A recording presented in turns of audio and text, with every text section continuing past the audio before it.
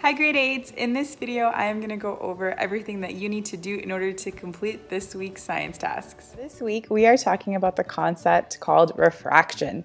So I'll go into all the examples of that, but I would strongly suggest to go into the order of how these things are posted. So the first thing is to watch the YouTube video regarding the lab that you can do at home. Once you watch that video, take a peek at Miss Leslie's PowerPoint on refraction, which actually goes over the concept in way more detail than I do in the video. Then I would love for you guys to actually complete the lab on your own. Finally, I have an interactive website, which I'll show you in a minute.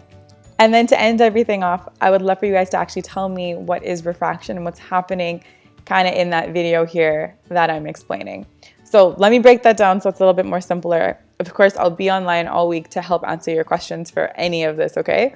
So for the video,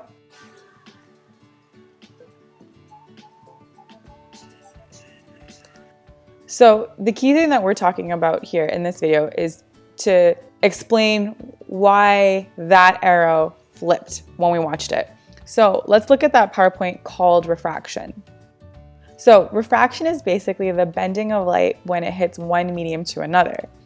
So the way I'm going to show you that is actually in the video here that Miss Leslie put. And I think they do a way better job of the graphics than I could ever do. So when we're talking about refraction, we're saying the light is traveling in a straight line or an aspect of that light particle. And then when it hits another medium, such as in this case water, it starts to bend. This angle here, where it starts, the angle of incidence, is going to be less than the angle that it's going into that medium. So that's your angle of refraction. It will always be less. And that's why when you look at a straw in water, it actually does look bent, when of course we know it's not bending. And you'll see that in the experiment that I do. Go through this PowerPoint, read a little bit more of those details, and I hope that helps. Again, if you have any questions, I'll be more than happy to answer them. Once you're done that, I would love for you to actually try the lab at home.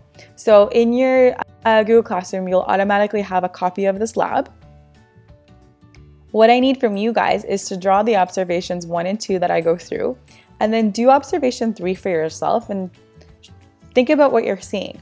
If you're unable to take a photo of these observations to submit it to me, that's totally fine. Just keep a record of it for yourself.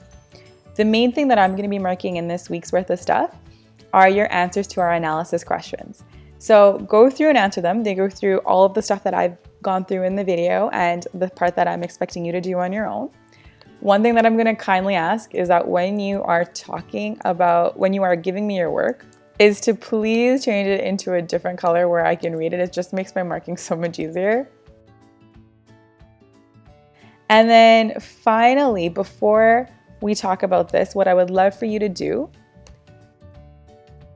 is to take a peek at this interactive website. So we're just going to go on to our intro, click on your laser so you get a ray. So this would be your ray of light. And take a look at what's going on here. We know it's bending, which means that light must not be going through air. Because if it was going through air, it would be a straight line. So they had it in water, so ray of light going into water. What I would love for you guys to do is to just play around with this. So let's talk about measuring angles. There's your angle of incidence, so we can bring our lovely handy dandy protractor there. Line up that 0 with the normal, and we can see that this first part would be 45, because here's 0, there's 30, there would be 40, 50, 60, and it's lying in the middle. So the angle of incidence in this case is 45. Now we know the ray is being refracted, so the angle of refraction should be less, and we can see here it's really close to 31, 32. So we know that that is indeed true. So play around with this. I'm not expecting you guys to do anything more than just explore it, okay? Where I'm going to assess your learning will come into that discussion that's kind of at the bottom of that lab.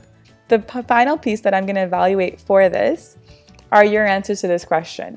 So in your own words, describe what happens to the air in the beginning of Miss Mahal's video. Remember to use the correct vocabulary, including refraction, angle of incidence, and angle of refraction.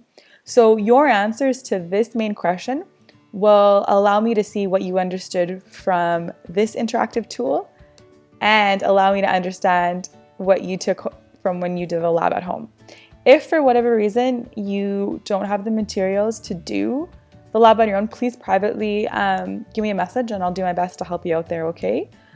I really, really hope that helps. I know that's a lot of information. If you're stuck, again, give me a shout and I'll do my best to help you. Okay, until then, I'll see you guys later. Bye.